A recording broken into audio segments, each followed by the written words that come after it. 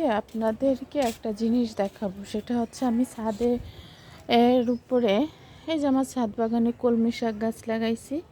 দেখেন আমি 2টা কলমি শাকের পাতা ছিঁড়ছি।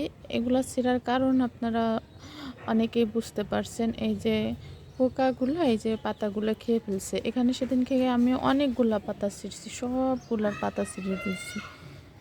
তারপর ভাবছি যে নতুন করে যেগুলো হবে সেগুলা ভালো যাতে হয়, কিন্তু কিছুতেই এটা হওয়ার সুযোগ নাই। কারণ হচ্ছে সেটা বলতেছি, দেখেন এগুলো আগে ছেড়ে দিচ্ছি আর সেই কারণগুলো আপনাদের সাথে আজকে বলবো।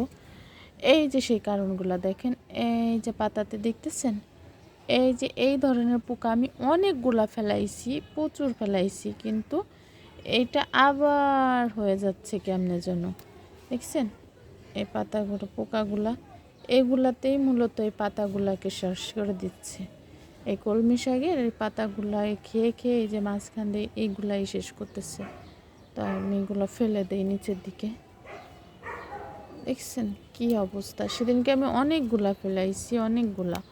মানে ছাদেও যে কিছু তৈরি করব, যে পিওর জিনিস পাওয়ার বা করার চিন্তা ভাবনা করছি, তারও সেই কায়দাটাও নাই।